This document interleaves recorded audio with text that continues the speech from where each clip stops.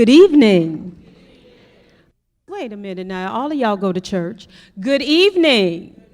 All right, we are at History Makers. We've got some energy up in here because we have some of the best people in the world that are going to be talking to you today. I don't need these, I just put these on to make everybody else who wears glasses feel comfortable. Good evening, ladies and gentlemen. My name is Bonnie DeShong. I'm with V103 Radio, and the Chicago Department of Cultural Affairs and the History Makers welcome you to Showtime, Black Theater in Chicago. Now, this evening, we're going to trace the history of Black theater in Chicago through the real-life stories of some of the people and organizations who, through their energy, will, and vision, helped to create it. But first, please welcome Cynthia Quick, Department of Cultural Affairs.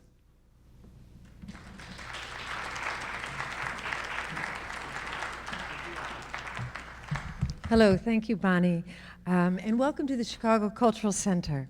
We are delighted you have joined us tonight for an evening of engaging conversation with 5 outstanding individuals, all Chicago's own, who have contributed so much to the vibrant theater scene in Chicago. We're pleased to be working once again with Juliana Richardson and the History Makers, whose mission to bring these stories of outstanding African Americans to life through National Video Archive is an inspiration to us all. I'm privileged to welcome you and our distinguished guests on behalf of Mayor Richard Daley and Commissioner Lois Weisberg and the Department of Cultural Affairs. This weekend kicks off an exciting weekend celebration of theater in Chicago called the city's Winter Delights Theater Weekend. Act on it. I hope you'll take advantage of some of the programs and the 2-for-1 theater tickets that are available to you through Hot Tix. Enjoy this rare evening of theater talk, reminiscences, and no doubt laughter. Sit back, relax, and celebrate with us. Showtime, Black Theater in Chicago. Thank you.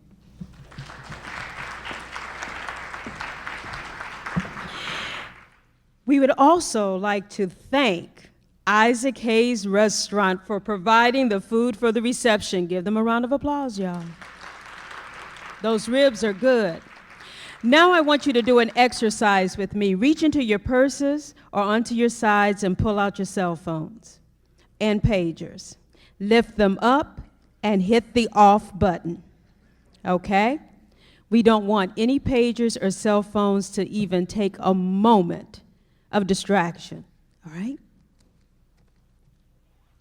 To help us chronicle this history of Chicago's Black theater is the founder and executive director of the History Makers, America's largest African-American video oral history archive.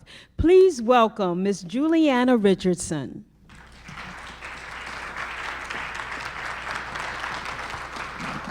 Good evening. Thank you, Bonnie.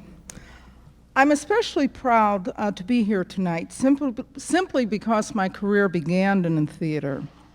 In fact, it was Val Gray Ward and the chance to work with Kuumba Theater that convinced me to come to Chicago to work for the law firm of Jenner & Block. I was a young lawyer. The year was 1980. And Kuumba Theater was launching Amen Corner at the Fine Arts Theater on Chicago Avenue. Thanks to the efforts of Chuck Smith, whom I've had the pleasure of getting to know, the History Makers were able to interview the founders of Chicago's Black Theater over the last year.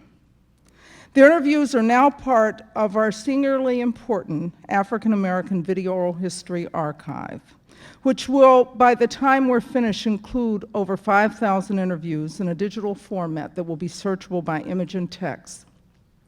We're located at 1900 South Michigan, and for those of you who are interested, you can make an appointment to come and actually see and experience on our archives.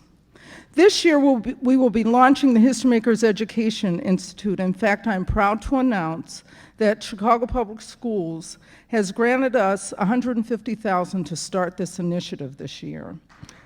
Thank you. I also want to remind the audience that we are co-sponsoring an event called the Great Lakes Experience, and that's going to be held March 2nd at Chicago Symphony Center, and I would encourage everyone to go. A lot of people don't know, but people like Clark Terry actually came out of this wonderful grouping of musicians that came out of Great Lakes. And so I would encourage you, tickets are available, they're $50 a piece, and if you can call Symphony Center or Ticket Center, you can order your tickets. I also want to announce that we're launching a membership program this evening, and we have a goal of 200 memberships this year. It's also priced at $50, $25 for students, and we hope that you will take advantage of that and some of the other items we have. Once again, I want to welcome you. I want to thank our volunteers who have made this evening very possible, and without volunteers like we have, who make things operate so well, we would not be able to do what we do. Thank you once again, and now back to our MC, Bonnie DeShong.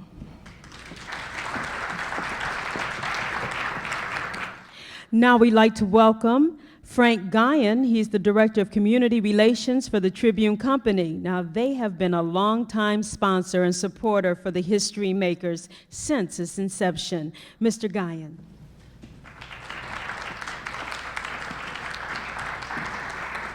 Thank you, Bonnie.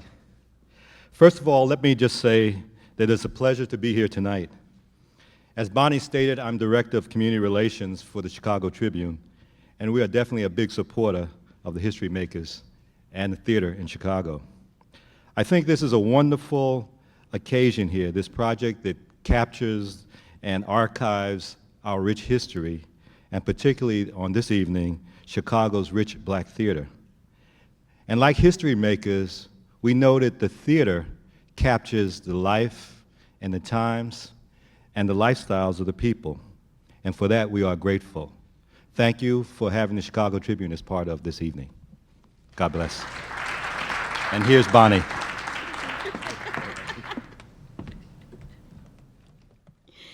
This program would not have been possible without the valuable research and contacts of Chuck Smith.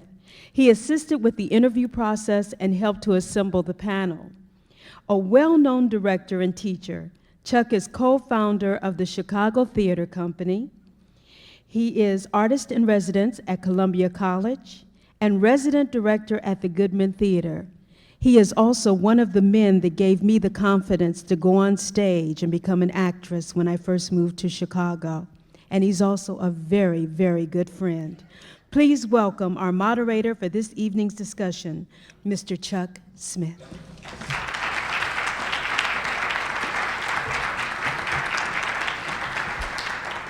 Yeah, good evening, and thank you for being with us in our celebration of Black theater in Chicago. Before we speak with our distinguished panel, I'd like to just give you a brief sketch on where we are in theater, Black theater today and how we got here. Today, February 20th, 2003, Chicago stands tall in African American theater with ETA, Creative Arts Foundation, Chicago Theater Company, Black Ensemble Theatre, Chocolate Chips Children's Theater Company, Impact, Congo Square, all producing full seasons. And today, add to that list the Goodman Theater, Victory Gardens Theater, Steppenwolf Theater. Each of these companies are doing a Black show. Put all this together, and you have a lot of activity. This activity, we can say that we are the world leader in producing African American theater.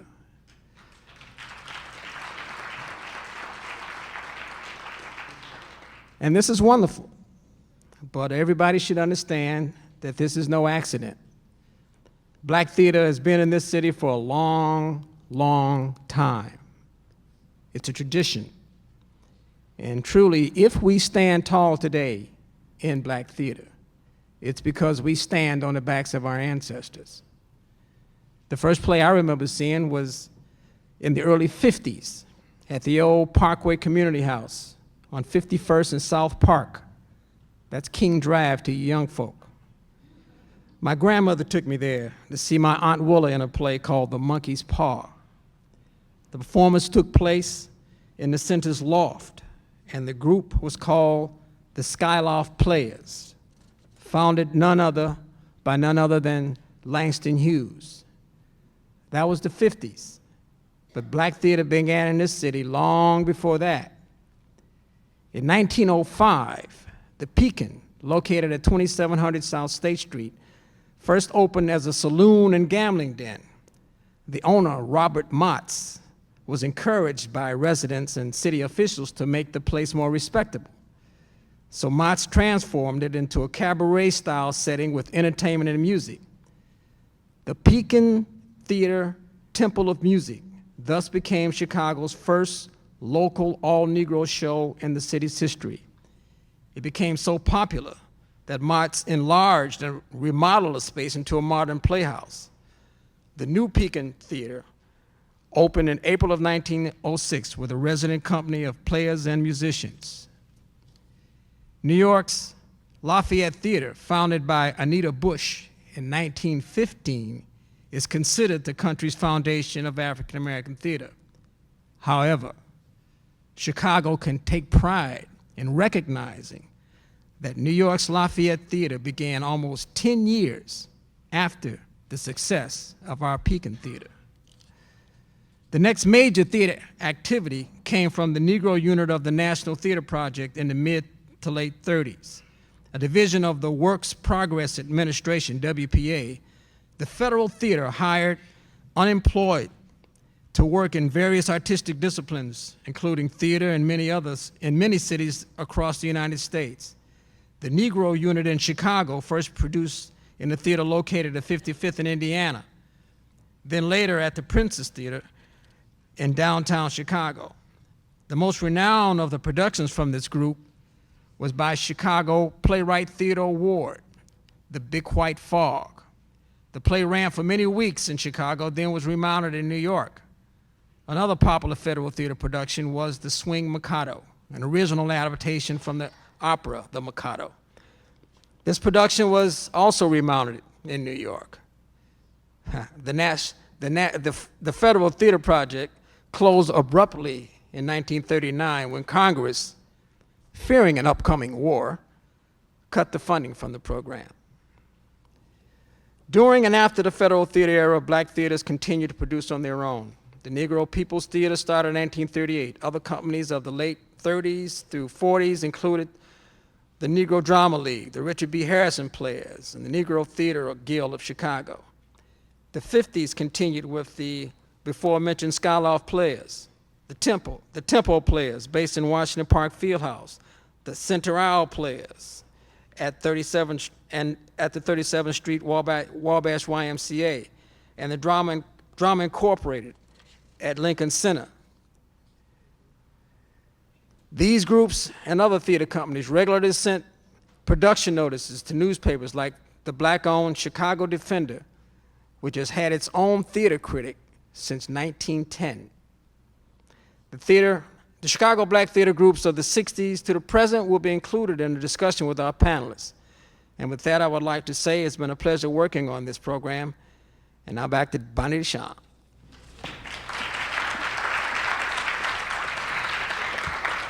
If you don't know it, you better ask somebody. That man is a powerful man that just left this mic, okay? Just take note.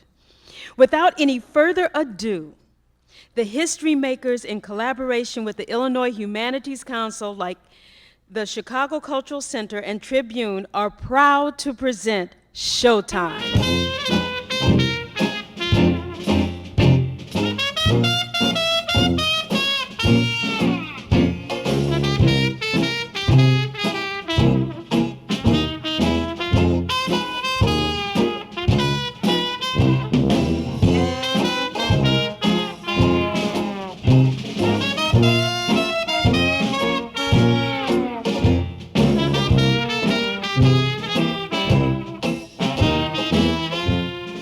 We know that there have been theater companies since 1895 and in Chicago since 1905.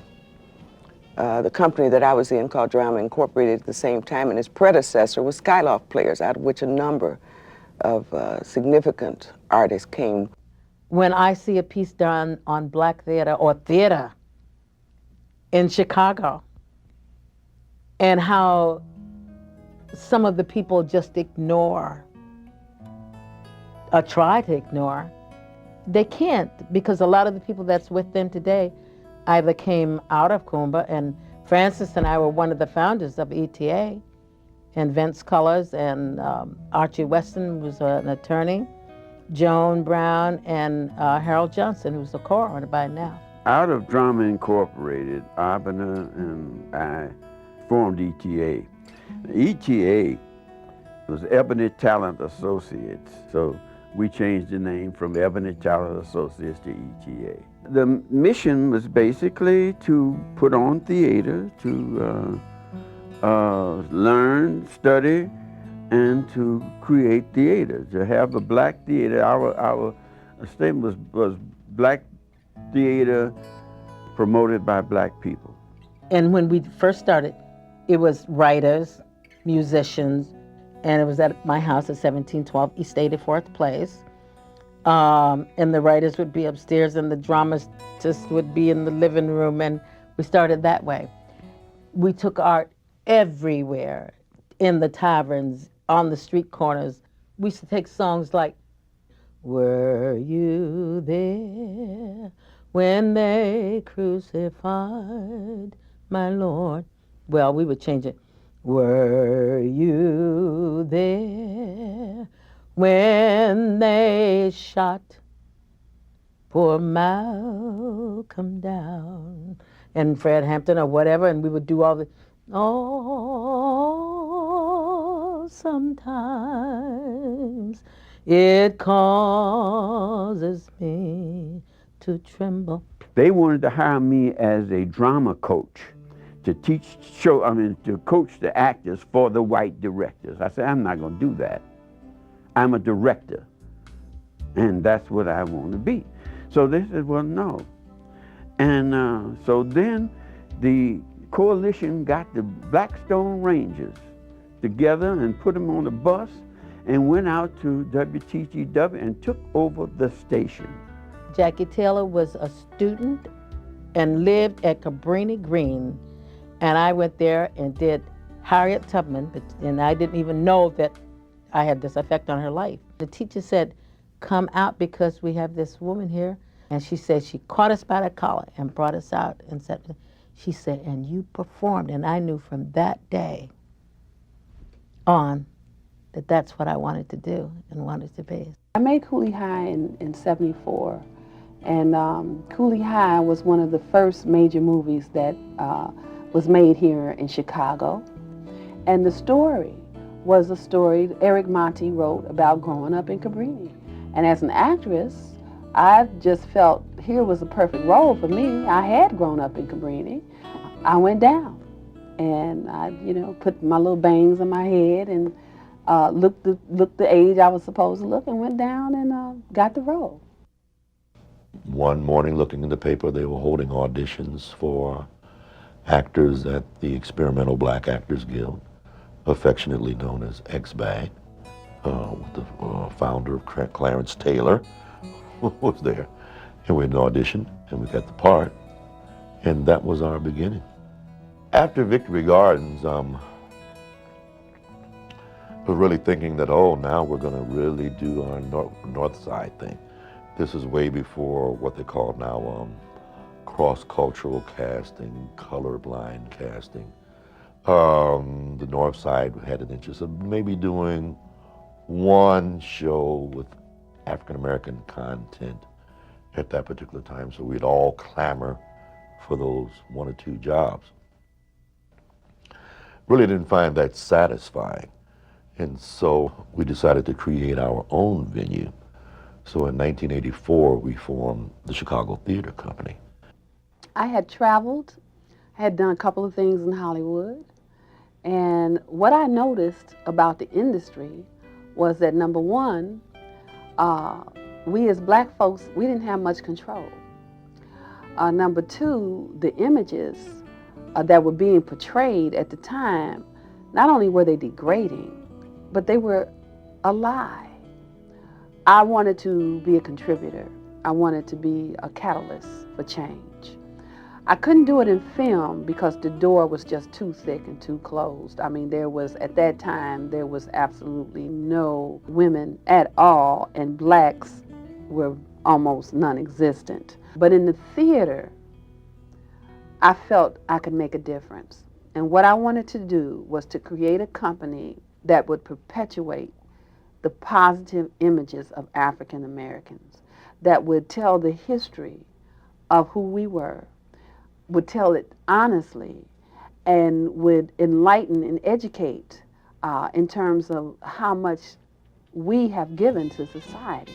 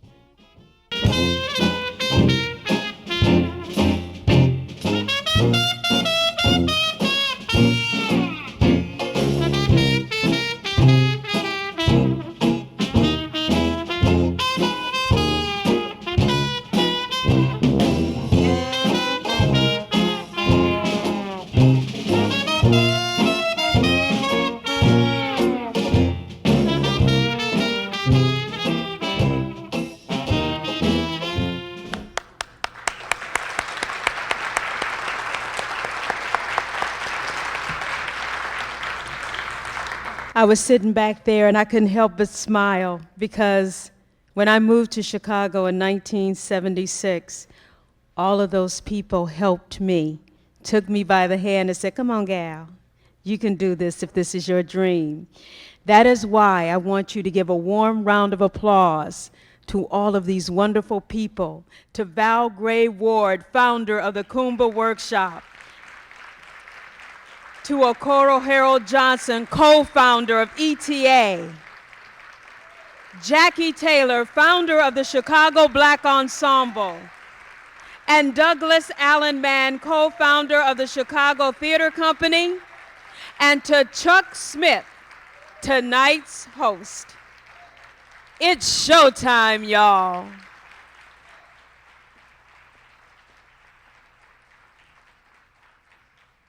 We're on stage with the people who know it and who live it, and we hope we have time after discussion for some questions and answers. Again, I'm a product of the Black theater community, and I've always been proud to say that. And wherever I go, I let people know I'm from the Black theater community in the city of Chicago. The first group I worked with was a group called the Dramatic Art Guild. We produced plays at Michael Reese Hospital back in the mid-'60s, and then from there I went over to the Parkland Community House, where I hooked up with Doug with a group called X-Bag. They did 2 shows already. They had done Ceremonies and then Who's Got His Own. And Doug was in both of those shows. And he was a monster. He was. And I said, "Oh, I got to get with these cats." And then we did Day of Absence, and that was my first show over there. And I stayed with X-Bag for quite some time. But it's a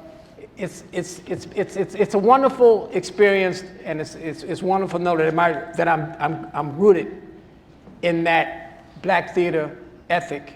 I know where I came from, and I'll never let it go because I'm proud of it. Now, those are some of my early experiences. I want to take everybody else here on the panel back to some of their early days to tell you about their early experiences in Chicago theater, so that we can trace the history, and so that this is no accident. It's been going on for a long time. Nobody knows about it though. I can't say nobody cares, but nobody knows. And I think it's time for the story to be told. So we're going to start the storytelling off with Val.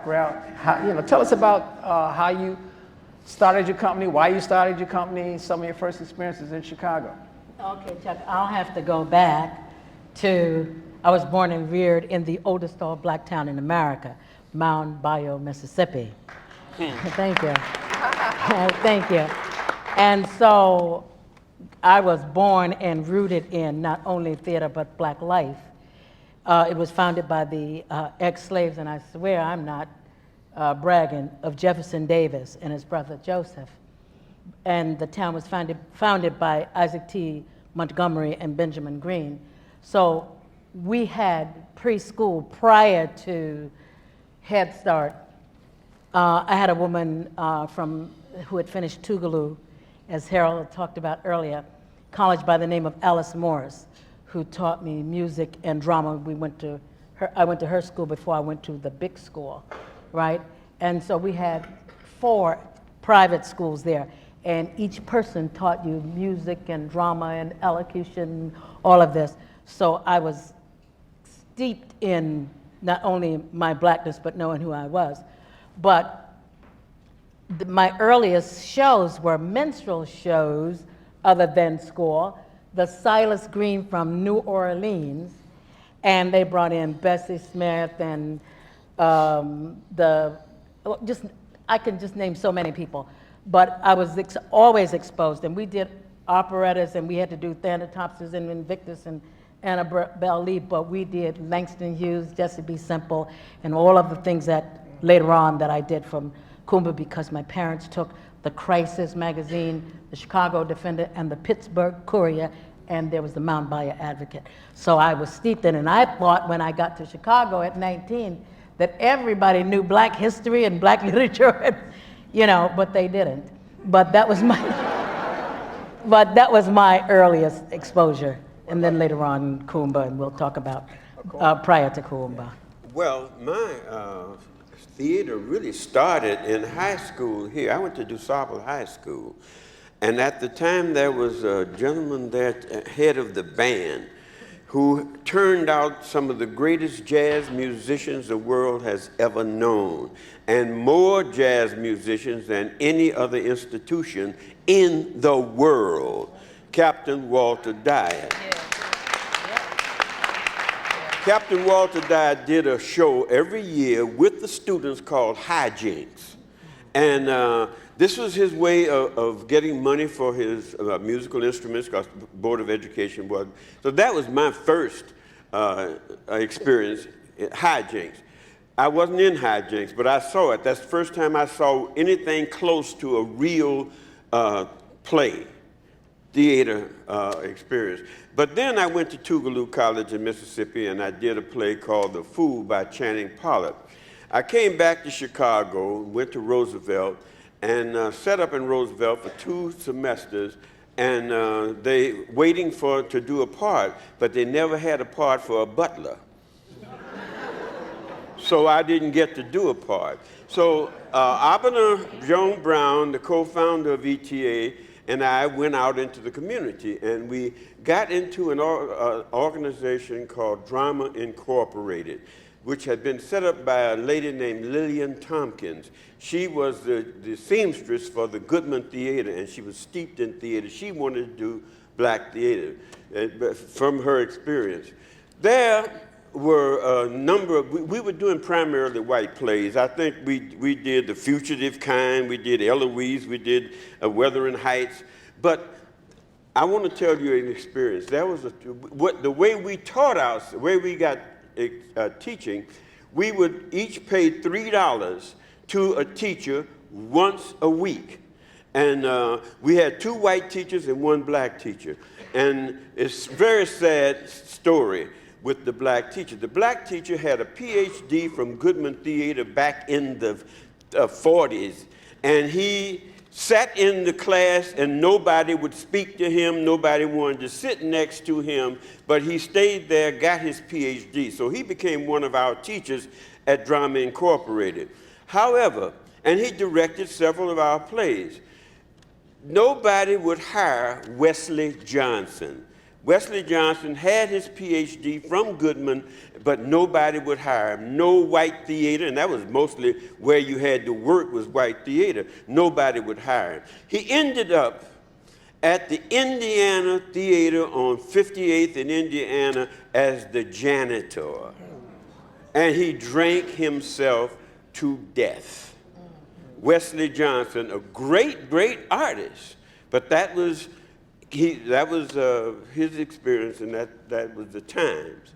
So, but we went ahead and we did a number of theaters. I later on went with the Park District, and that's where I did most of my theater, and I'll talk about that a little later, but I went with the Park District, and the thing about it, my co-actors at Drama Incorporated would not let me direct them, because I didn't have any more experience than they had. So they would not let me direct them. So I went to the Park District, Stateway Gardens, and I started a drama group. And I did Streetcar Named Desire, and I did a couple of other plays, and they said, oh, he's good. So then they came over and let me direct them. And then I directed a play at, Theater on the Lake. Chicago Park District still has a theater on the lake. And I sat there for 4 years, and I asked, why isn't there any black companies at Theater on the Lake? And she told me, there are none good enough. And I said, what? I said, wait a minute. I'm as good as anybody you got down there and better than most. And I dare you to come out and see my play and tell me I'm not good enough. And the play I was doing at the time was A Raisin in the Sun. And she came out, brought a whole entourage on a bright sunny day, and brought a whole entourage, but she invited me to do the first play at Theater on the Lake. Great.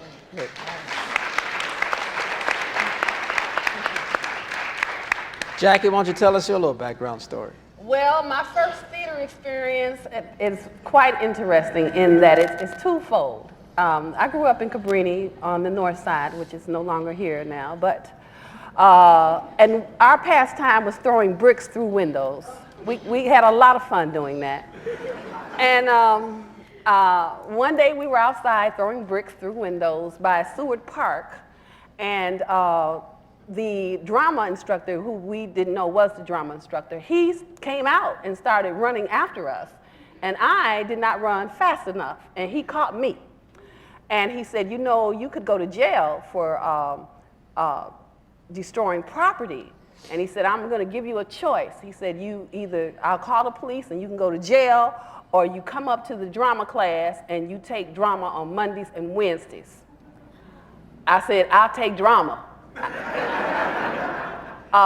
And I went to his class. His name was Mr. Houston, Mr. John Houston. And then I was in, I think I was in high school, and we were in the bathroom smoking. You know, at the time we didn't know any better. You know, we were doing something that we shouldn't do. Smoking and what? No. And one of the teachers came in and said, get out of here because, and go into the gym, we have someone coming in and they're going to perform. And we were like, oh, we don't care. They said they were going to perform Harriet Tubman. And we said, we don't want to see Harriet Tubman. And they politely shoved us into the auditorium. And we were so rowdy, we were very rowdy. And we were hollering and screaming. And this lady came out on stage. Her name was Val Gray Ward. And she came out on stage and she said, you all don't understand how to respect yourself. She said, if you can't respect me, at least respect yourself. And we shut the hell up. And we listened to this lady perform Harriet Tubman, and it was the most valuable experience that I had ever seen, because number one, she was a black woman. Number two, she was on stage, she was performing. I saw that there could be a career. And after that, I had a passion to know that I could make a career out of the theater.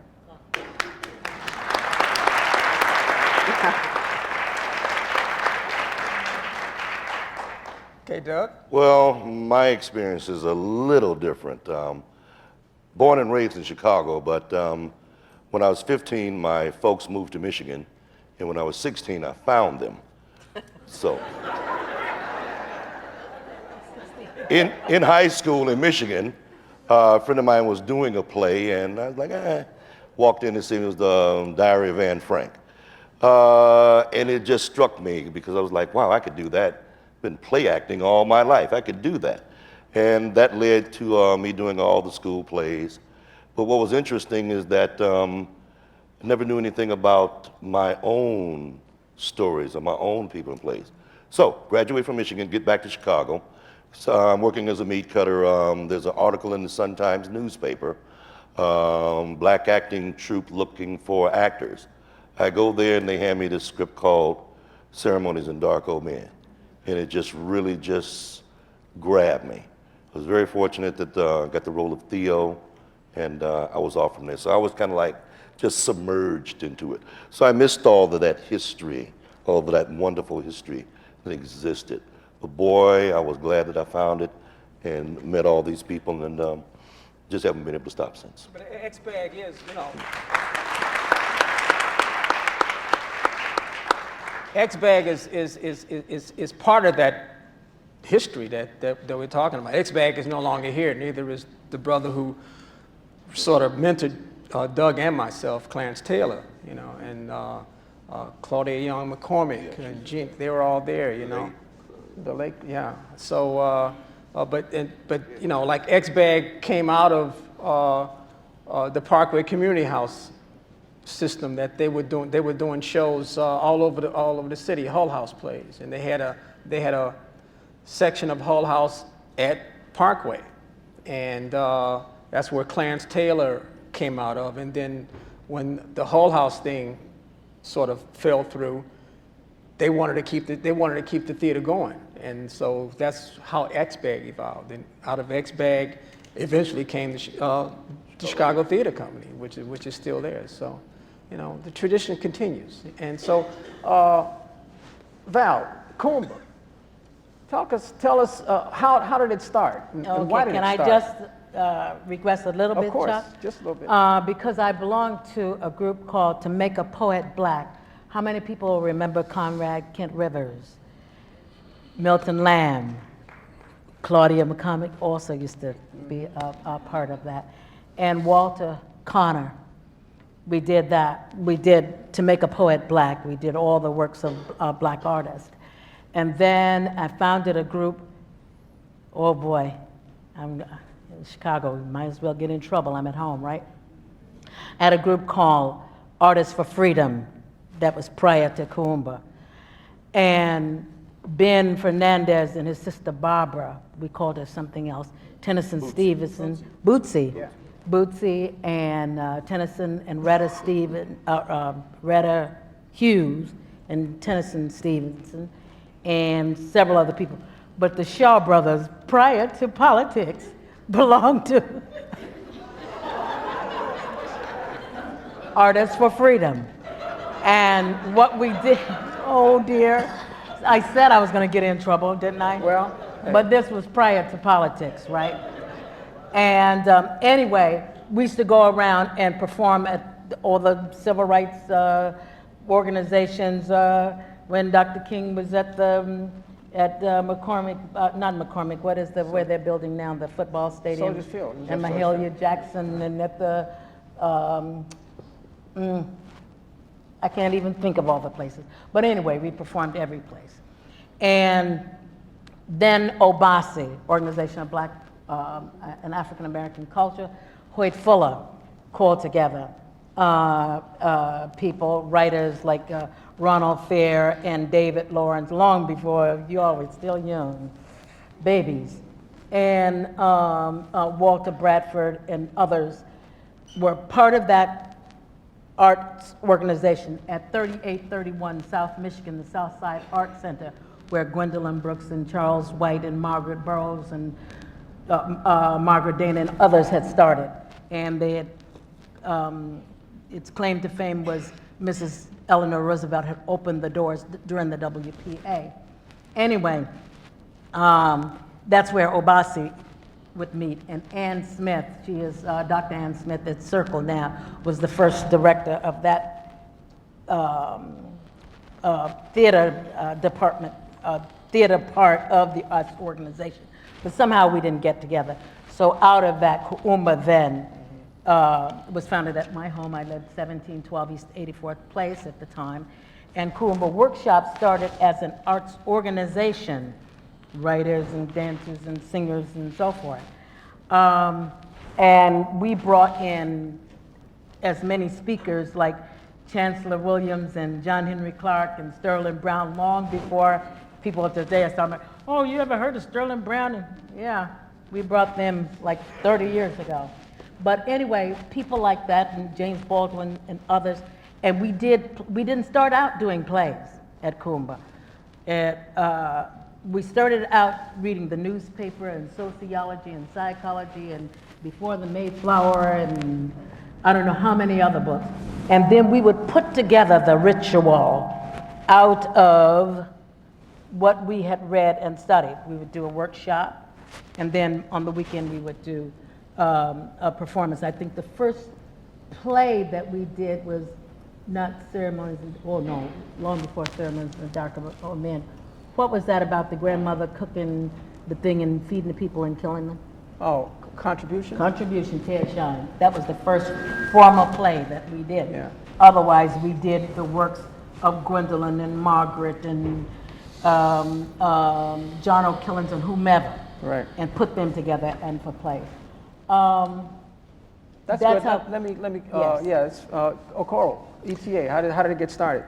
Well, ETA got started in the kitchen of Abner Joan Brown with Val Gray Ward, Husseini Perkins, and Archie Weston, Vince Cullors. And we felt that there was a need for a theater company, and we had come out of Drama Incorporated, and Drama Incorporated was kind of just kind of slowed down, and so we wanted to continue. So we did set up ETA. That was in 1967, 8, and 9. And then we got our first money in 1971.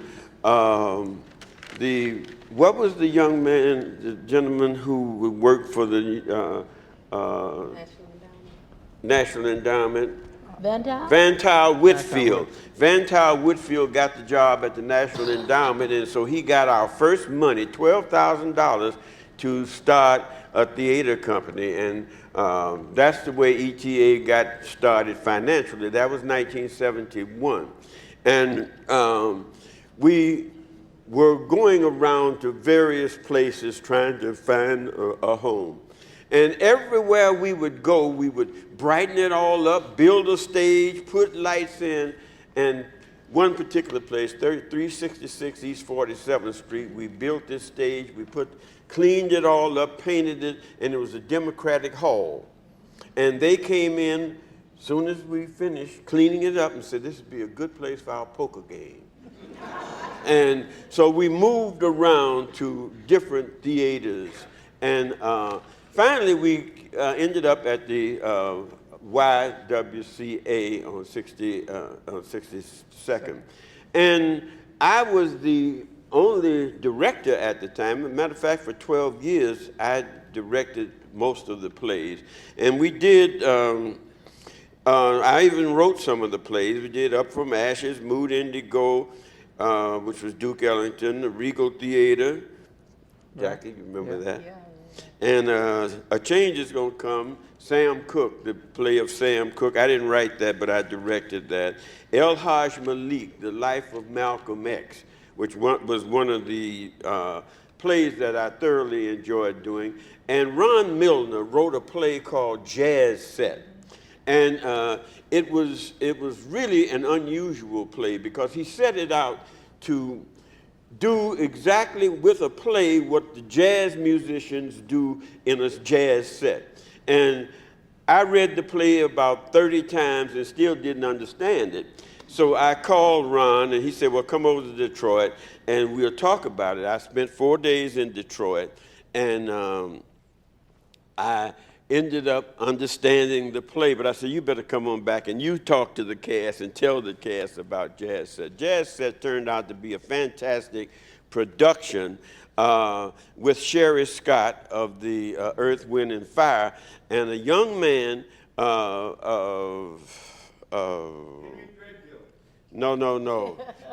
Henry Light Huff. Light Henry Huff. And the interesting thing about this, neither one of these people were actors, but they were very spiritual people. And the play was about spirituality. And Light Henry Huff did a most fantastic job coming from his spirituality. He had never acted before in his life. Did a fantastic job with Jazz Set. But those were the kind of plays we did. And I got a chance to do some writing and got a chance to do some directing. And up until, I guess, 1982, Oscar Brown Jr. brought his play into ETA. Right. Jackie. Well, Black Ensemble started in 1976, and I was lucky enough to have a rich tradition behind me. With I got a lot of advice and help from Abena. I got a lot of advice and help from Val, which is what is wonderful about the theater community of Chicago, the Black theater community. We work together, we resource together, we share together, and there's no other community that does that like we do it here in Chicago, absolutely none. I wanted to build a theater that, first of all, would be on the north side, because that's where I lived. I lived on the north side. I didn't even know black people existed on the south side for a long time. I thought we were all right there in Cabrini. I didn't know we were all over the place, you know. So I wanted the theater to be on the north side, and I also wanted a theater that would demonstrate the greatness of who we were as African American people and tell our history, expose our history. I had made Cooley High, which was the first major film that I made, and I was lucky enough to get a contract with American International Pictures. And when you are under contract, it was called a cattle call contract. And what it is you have to read scripts in a cattle call. You're hired, you're paid a great deal of money, but all you do is you sit there and you read scripts. And the women in the scripts, they had lines like, "Oh, stop!" And that was basically it. So, and the images were absolutely disgusting. They were absolutely horrible, the way that they wanted to portray African American women. It was just disgusting. So I decided to break that contract, and really the only way to make a change was to control the industry, and I couldn't control film. But I did know theater, and I had education in theater through Loyola University and Roosevelt University. And so I decided that I would start a theater on the north side, because we didn't have black theater on the north side. And I went to a bank and I asked them for a loan. And the loan was because I had found a theater in Old Town, 1429 North Wells. And in order to move in, I needed $1,200. So I went to a bank and I asked them for $1,200, and the man said, well, what are you going to use it for? And I said, well, I'm going to use it to open a theater. And he said, no, we don't give loans for that. And I said, well, what do you give loans for? He said, well, if you wanted furniture for your apartment or something like that. So I said, okay, thank you. And I went across the street to the other bank, and I told him I wanted a loan for $1,200, and he said, okay, what would you like it for? I said, I want it for furniture for my house. And he said, that's fine, very good, and I got a co-signer, and that's how I started the Black Ensemble Theatre.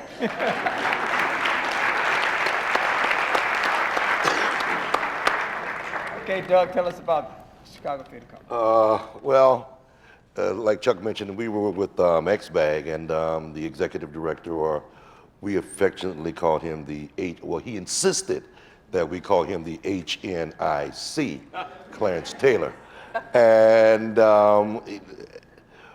X-Bag was from 71 to about 1978, and he was just tired because he was old.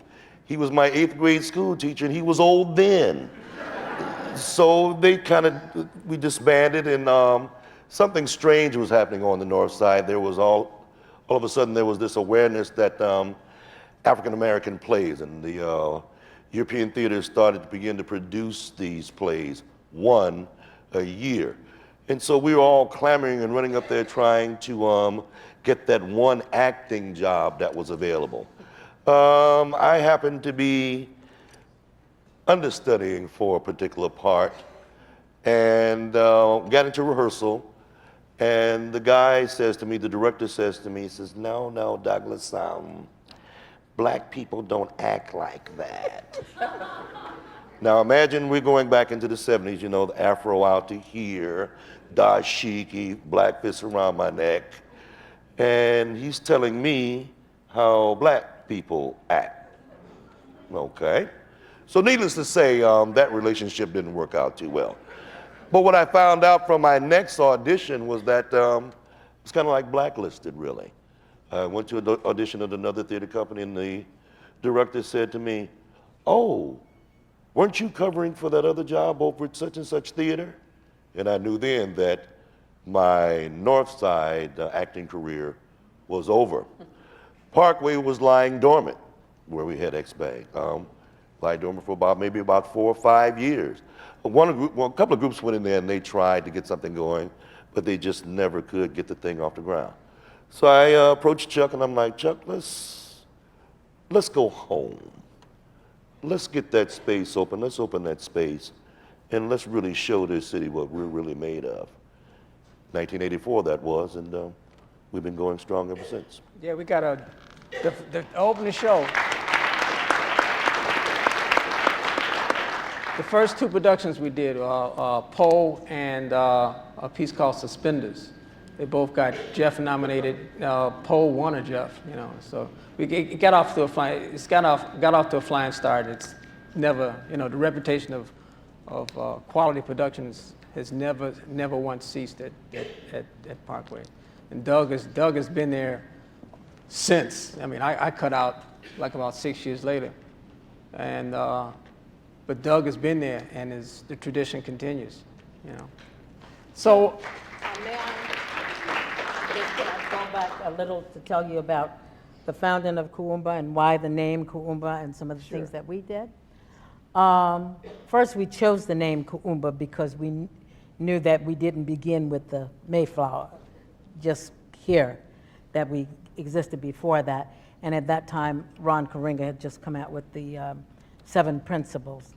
But back when Kuumba was founded, black students at Lake Forest, Northwestern, Circle Campus, which was out where the pier is now, and University of Chicago, none of them had, if black students played parts, they got the maid or the butler's part.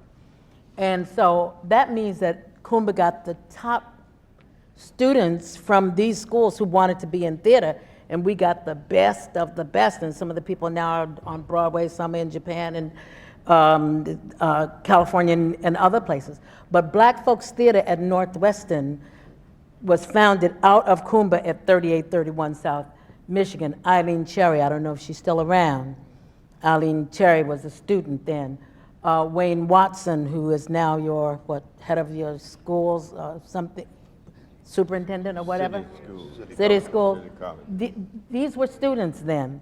And I could just name a lot of people that are doing different things. Matter of fact, I was just telling Jackie. Favorite shows at Kuumba?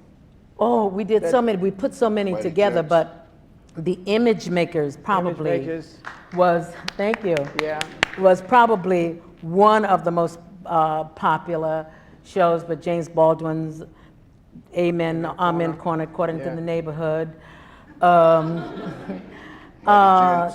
so many, just so many. Fred Hampton, the Image Makers. I had the idea for it, and Usini Eugene Perkin at the time wrote it for me. But we did so many historical plays, and I can't even think of all the I did bring a 25-year book out there, though, and it would list. Okoro, how about some of the favorite shows over the ETA? Well, ETA finally, you know, I said that Miss Lillian Tompkins gave us the idea that we had to own our own theater. And it took a long, long time. We went through a number of places, as I told you. And finally, in 1978, we found a place on 76 in South Chicago. And we went in there with very little money. It was right during the time that the movie Raising in the Sun had come out. And I had a drama group. I was teaching drama there.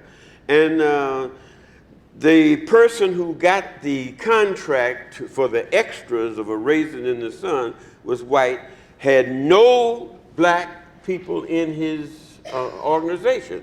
So somebody gave him my name.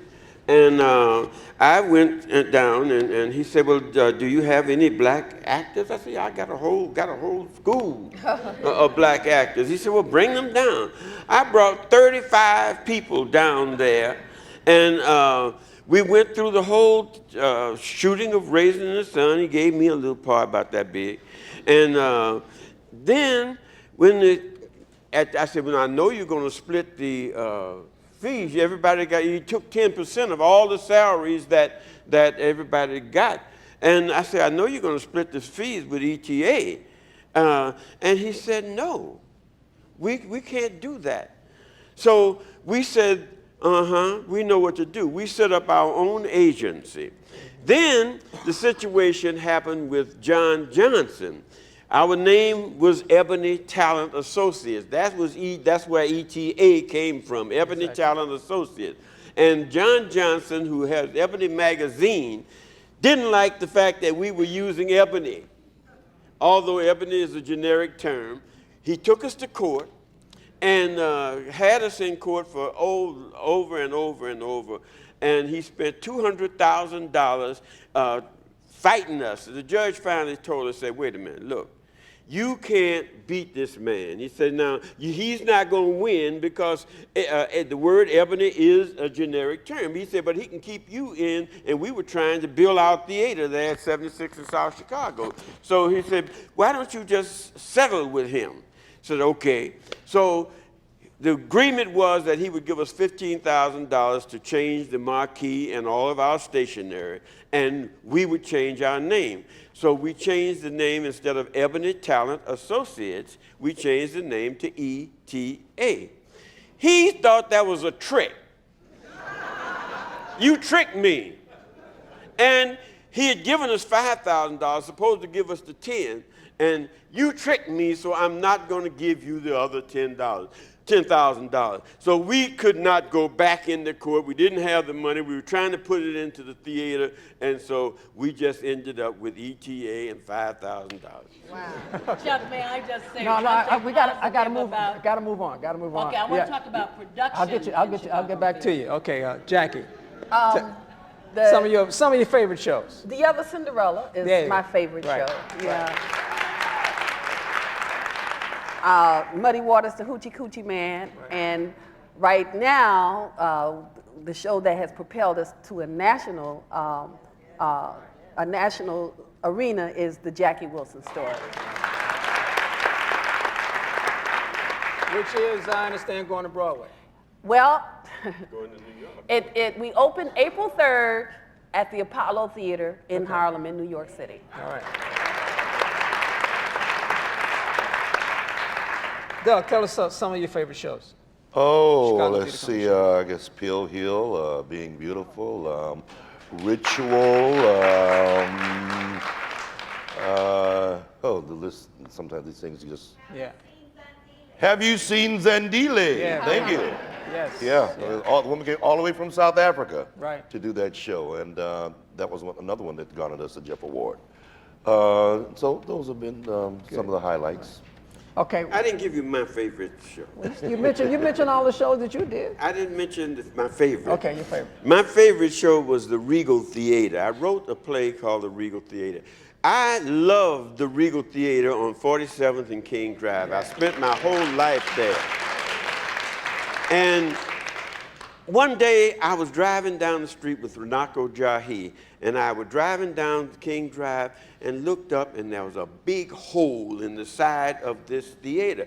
And we got out the car, we went through this hole and got on the stage, and tears just poured out of my eyes. Of all the things that had gone on there, they were tearing this theater down.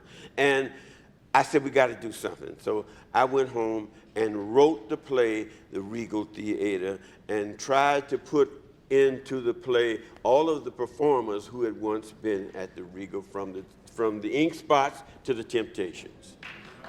We during our X-Bag days, we went into the Regal and got some of the seats out, and some of the seats were X-Bag seats were some of the seats for the Regal still Theater. there. Yeah, They're still yeah, original right, Regal Theater seats. right. Okay, we've got a. Well, since you're talking about the Regal, I would like to just rub in a little bit of Precious Memories Strolling 47th Yes, Street. definitely. Yeah. Piece that we did for TTW. It won 21 Emmys in Chicago. It went on to win more awards for Channel 11 than any other production ever done. Thank you. And it was all about 47th Street. And it won the second place in the International Television and Film Festival. Julie Andrews won first place. I won second place, and David Boyd won third. And it was all about 47th Street, and it had musicians that had played at the Regal and up and down at McKee Fitzjuice and Jerry's Palm Tavern. Had all of those older musicians and Finders Henderson and all those people recreate then with the young people of the theater a night of 47th Street. And we did gospel, blues, jazz, and everything. It was just wonderful. But another thing I want to talk about, no, I got to tell you this because I asked you that before. We got a couple of minutes, so I got to get everybody else in here. This is about say it, people please. producing, black people producing their own plays. This is the only place I know in the nation that you get black money. Betty Ann Gardner and Ed Gardner put over $700,000 when I took Bessie Smith to the Ivanhoe. And John H. Johnson at one time gave us over $100,000. Most shows you find from other places, people have to do all kinds of things, but in Chicago, you can get money from black people that will help you, and if you're giving it back. And I needed to say that. Before we leave, I want to just get everybody's opinion on what's happening with Chicago Theater Company and Black Ensemble, ETA, and Kuumba, and what's the future look like? Because of the MacArthur Foundation, the future looks pretty bright right now. They just gave us the first major award that we've ever received. Currently, we are running through April 6th Lady Day at the Emerson Bar and Grill with local talent, and to make big things out of that. We're looking to increase our board membership. We're looking to do a lot more larger fundraising, and the shows are just going to get bigger and better. Okay. Right now, we have running the Howlin' Wolf story. It's called Howlin' at the Moon, and it stars Rick Stone. And Rick is not only a family friend, but he also co-starred in Cooley High as Stone, one of the gangsters. And it's a very exciting show, wonderful show. I hope everybody comes down to see it. Also, we received a grant from the MacArthur Foundation for excellence in the theater. And we are, at this point, we've identified a new space, and we are finalizing a new 300-seat theater.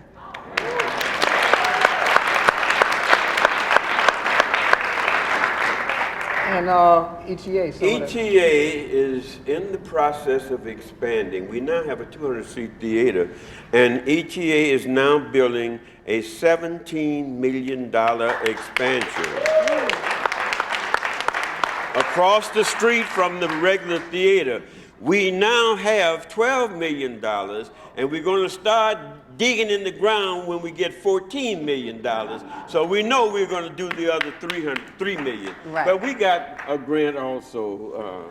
Yeah.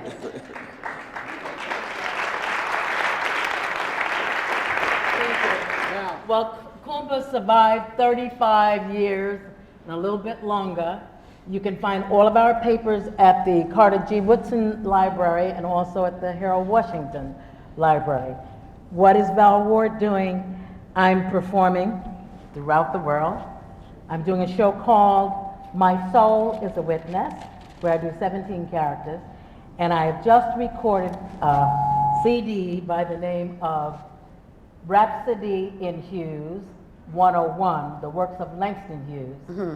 And Arnold Raposad, it will be available to you out in the corridor, has said that if Langston would have, I'm paraphrasing, you'll see it on the CD, this is the work that he himself could have done. He said Ruby Dee 30 years ago recorded Langston Hughes. Langston Hughes recorded Langston Hughes, but no one has done. And I will tell you that Robert Irvin, Bobby, who played 5 years for Miles, but he played at Kuumba for the Heart of the Blues under Little Brother Montgomery and people that I produced long before that. It has Walter Henderson, all Chicago musicians, Atiba and Ellie from the Sun Drummers. If you don't know them, you should.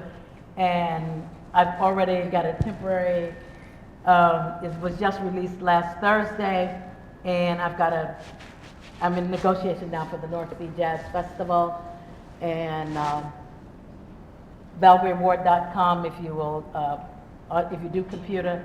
If not, CD Baby. It's a worldwide distribution. It's all the stores and everything. And finally, Chicago gave me over 200 awards and no money. I'm finally making some money. Good. Okay.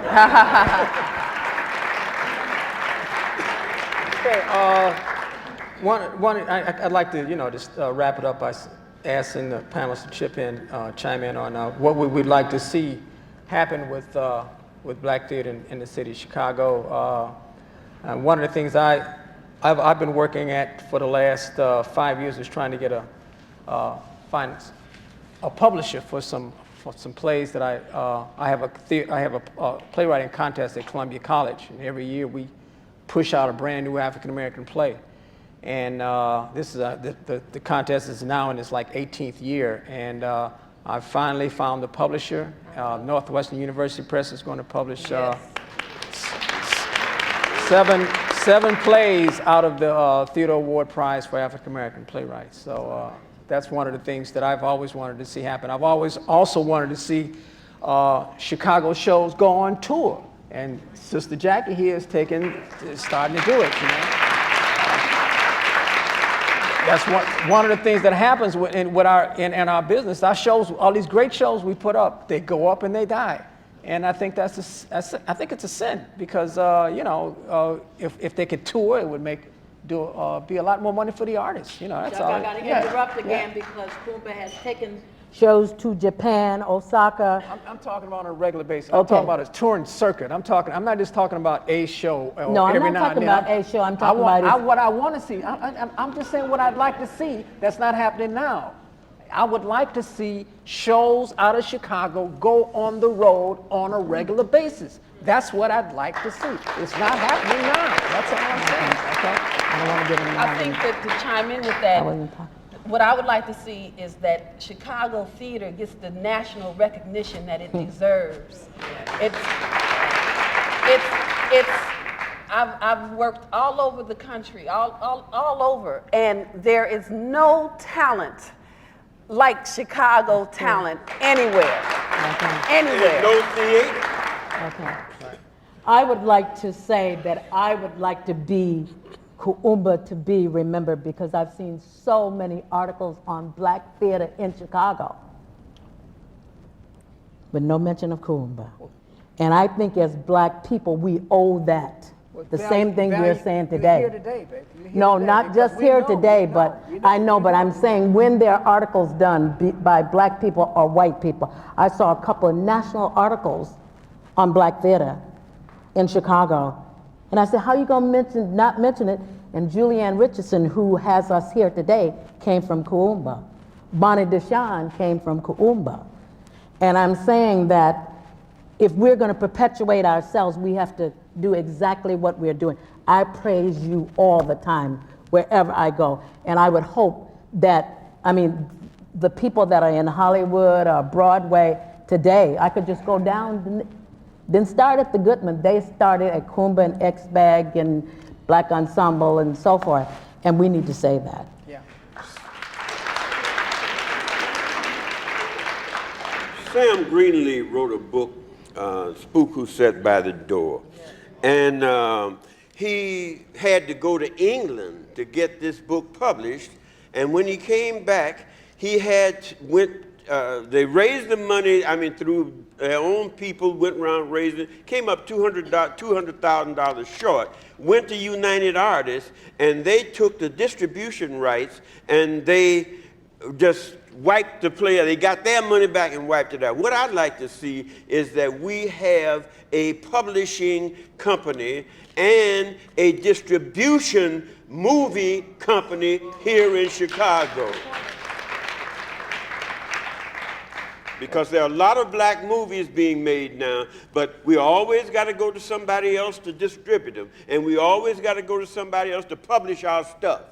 And I remember when there was a time we didn't have any black theater because nobody was publishing black plays. And we need, right now, a publishing company that is publishing, just like you mentioned, those black plays. Yeah. Well, I'm going to wrap it up just by saying that I think it's quite evident that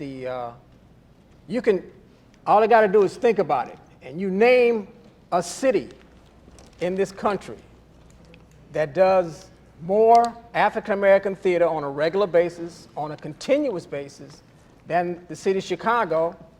You write it down, give it to me, and I'll say you're right. If you are, but I don't know. There isn't any. Yeah. We are every other year. There's this festival in Winston-Salem, North Carolina, an African American Black Theater Festival, and it's wonderful to see people coming from all over the country to see these black plays. And you know, I've been there for 5-7 times, and I could see a festival right here in Chicago over the weekend. I could. You know, so I think we're going to have to start thinking about that and take advantage of what we have here, this valuable resource called black theater, and take it to the max, because there is no theater like black theater in Chicago. Thank you all.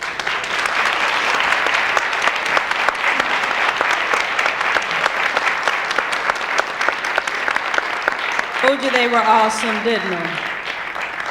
Now you know Julianna's about to kill me. But being on the radio and having worked with every one of these people sitting up here, you know I can't keep my mouth shut for a minute. Because when I moved to Chicago, there was a time when black actors had to go away and then be hired back into Chicago to do plays before we could get prominent parts in plays. You had to go to New York, and then Goodman would hire you back in order to be in a show. I also remember when I first moved up here that the community, it didn't matter whether you were Kuumba, ETA, Chicago Theater Company, there was such a tight knit of black actors that when there was an audition, folks were on the phone, girl, there's an audition going on, you better go on down there. Whether you were up against the same role or not, it did not matter. The community was so tight. And we couldn't wait to go from theater to theater to theater to see someone and support someone in a play. It wasn't about the competition. It was about the art and the doing. And that's what I want to see. I want to see us supporting more of our shows. I don't want to have to go into a black theater or see a black play and see more other people than our people. You understand me? I don't want to see a black play go up and it has a limited run because we won't go out to support it or tell our friends to go out and support it. We'll buy videos and stay at home. That's what I want to see. Good. Time for question answers. We have 2 microphones here. We're gonna go in order. If you have a question, please leave your seat and come to the mic and ask it so everyone will be able to hear the question. And don't be shy. Come on up. You know Valgrave Ward gonna answer it whether you want, whatever. So you don't have to worry about folks answering the question. Come on, sir. How you guys doing? Speak up. Hi, how are you doing? Fine, brother. Fine. Good, it's a pleasure. I have a question. Have any of you, in terms of your companies, done anything to reach out to aspiring or emerging playwrights? Oh, yeah. Black Ensemble has the Black Ensemble Playwrights Initiative, networking initiative, and it just got started. The next meeting is March the 10th, and it's designed to incorporate into the Black Ensemble Theater playwrights who will work for Black Ensemble, but also to take those playwrights whose work we might not use, propel them into the local and national theatrical arena so that we can get more recognition for our playwrights, and also help the playwrights in terms of nurturing one another. ETA has ETA has a reader's theater that reads new plays. ETA has what is called a PDI, the Playwrights Development Initiative. And what that does is playwrights send their plays to us, and then we will have a dramaturge, a person who is an expert in drama. If we find one of those plays, we will help that person to develop that play into a producible play. So it's going, ETA is doing exactly that. And I just mentioned that the Theodore Award Prize for African American Playwrights is an annual competition that's sponsored at Columbia College. I'm the facilitator of. It's a national contest. We get scripts from all over the country, and it goes through a reading process, and we eventually select one play that's produced on the college main stage. So, and the winner gets the production and $2,000. So yeah, that's another thing good about Chicago. We got lots of new plays going all the time. ETA doesn't do anything but new plays. Yeah. Jackie Taylor does all new plays. So yeah, there's tons of. In Chicago Theater Company, we're putting together a program like that called the Construction Company. We build plays, and like Harold said, we get dramaturg and directors to work to make that into a producible play. Val? Kuumba was founded. We've always have done black theater and black plays, and we created black plays. Michael Moore, Eugene Perkins, I could just name producers and directors directors, because I always produced, that we brought in, but I am known as the voice of the black writer. I literally know thousands of pieces because I interpret Gwendolyn Brooks, name it. And so one of the things that we did was to nurture black plays and black playwrights, and we always brought the black playwrights in and the black directors, and we had conversations after the play. The audience was our first critic. Thank you. Thank you, sir. Ma'am? I wanted people to comment on the Afro Arts Theater in Chicago and its effect on the Cultural Revolution, which not only had theater, but drama and dance and music and black culture, and if it had any effect on the people seated. It had a lot of effect, but it wasn't, the Afro Arts did not have a theater per se. No company. The Afro Theater was made up of Kuumba, what's Maurice White, what's their name? Earth, Wind, and Fire. Earth, Wind, and Fire, Phil Coran. In 1969, Kuumba did to Darlene Blackburn, To Gwen with Love was one of the, but again, the thing that Bonnie talked about and Jackie talked about, that was all of us merging together, it was an incredible time.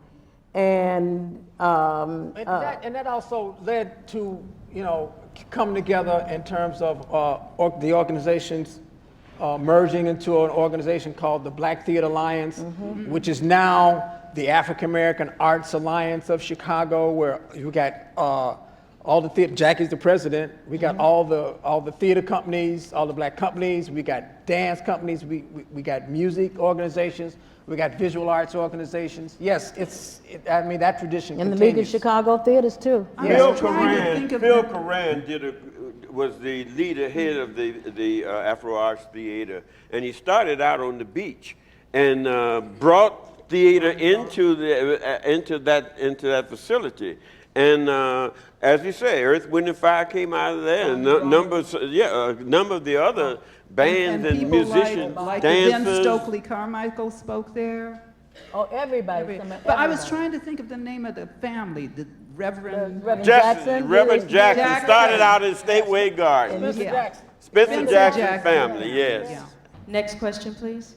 There's recently a story in Crane's magazine about a very popular blues club closing its doors. It's called the Checkerboard. Mm-hmm. The owner said that it was because this new generation had a love for rap and not the blues. I frequently go out to the theater, but I don't see a lot of our people bringing their families to the theater. So how are we going to communicate that message to this next generation to come out and support the theater or even participate, write, act, direct, whatever they'd like to do? That's a very good question. Yeah. Very good question. I know what we are trying to address, because you have to reach the youth because they continue the movement forward. So we are trying to address that through the African American Arts Alliance. We have a youth division now that we're trying to develop and work through, and at the Black Ensemble Theater, we've been asking that question of how do we involve more youth in the process so that we do ensure that the momentum continues. So it's not an easy. It's not easy because ETA has not only a children's theater, but children's classes. And is Renako Jahi in the audience? He had to go to his show. He is the person, the artistic director of ETA, and he teaches the children's classes and write plays for children. So we have a big focus on the aspect of children's theater. And Chicago Theater Company was doing classes on Saturdays for kids. Yeah. Families coming to the theater together. We're not coming to the theater together. People, I mean, not all the shows have. Now, are you saying that the shows aren't amenable to classes? I mean, for families? I'm not saying that they are. A lot of them don't have adult content. I'm saying we're not bringing our children to the theater with us. Please do. See, the whole point is you want to know how, but the way how is to become aware. They come on the air, they talk about it on the radio. You see it in some of them who can get TV ads. They try to put it out there. If you give it to them, what we have to do as individuals is take the time to turn off the television, turn off the DVD, and take your child and your family and teach them at a young age that, okay, it's Saturday afternoon, there's a matinee. Let's go to see a play. Let's make a day of it. And it's on you. One of the things that Kuumba used to do, and I guess you can't do that anymore, is take the art to the people. We would go in taverns, and until Mayor Daley, not this Mayor Daley, the other Mayor Daley, had that any 5 people congregating at one time, that would be considered a riot. We would just take the theater to the street corner, and if the police would come up, we'd start the church part of the ritual. Right? Oh, no, we did. And on the trains, Gwendolyn Brooks said that was some of the most exciting parts of Kuumba. Unfortunately, I can only ask one more question. She's been waiting so patiently. This lady right here. Oh, the pressure. I'll make it really quick. I just wanted really to thank everyone on the stage. I've been very lucky to be a part of the theater community, and I needed for you all to know that the people who are following you haven't forgotten what you've been doing, and we know that we're doing what we're doing because you've been helping us. I also wanted to say, I'm a playwright, and I wanted to say, please also don't be afraid of our voices that sometimes challenge your voices. I think that playwrights are going to have to be produced in the Black community more often first than second. And often we really, really would like to be. But I think sometimes, just like all theaters of any color, there's always a bit of a generational gap. I think that your audiences are not afraid to see new voices and be challenged by new images and new forms of theater on stage. And so I ask you to continue the mentoring that you've done so well by also embracing the work that newer artists are doing. Thank you so much. And thank all of you. I want to thank all of you for coming out tonight. And if you have questions, don't worry. We got the reception. You'll be able to speak to all of them one-on-one and get it all in. I want to thank you to come out tonight. Our special thanks to our panelists, Val Gray Ward. This is the CD, and you can pick it up right outside Rhapsody and Hughes 101. We would like to thank Okoro Harold Johnson, Jackie Taylor, come on, give them applause, Douglas Allen Mann, and Chuck Smith. I thought the program was wonderful. It's always nice to understand the history, where things come from, where they're going, the forces that shaped the people that have created these institutions in our society, in our nation, and in our world. Born and raised in Chicago, I never really knew there was Black theater here. And I had to leave Chicago, go all the way around the world, and then wind up in Philadelphia to find out there's Black theater in Chicago. So it was great to come back and actually see Jackie Taylor, ETA, and actually meet them for the first time. I've talked to them on the phone, but haven't really met them eye to eye. So it was one of my reasons to come out tonight was to see them. This is a picture of Bird of the Iron Feather cast, which was one of the first Black TV productions. And right here is Okoro Harold Johnson. And right there is myself, LaDonna Tittle. I was part of this production in 1969. I was so happy to see all the people that I knew from the Black Cultural Revolution in the 60s and see sort of how even Jackie Taylor has now become an institution in herself and how she was influenced by Val Gray Ward. It's so good to see it being passed on and to see the younger people in the audience who ask questions. When you look at everybody that was on that stage tonight, every last one of them came through Val. So she's like the Aretha Franklin of theater for me. You know, she's like the Malcolm X. We did shows by any means necessary, and we got it done. So I just want to say, love you, Val. Thank you. Because of meeting Okoro Harold Johnson when I was living in Robert Taylor Projects, I became hip to theater probably in 1962.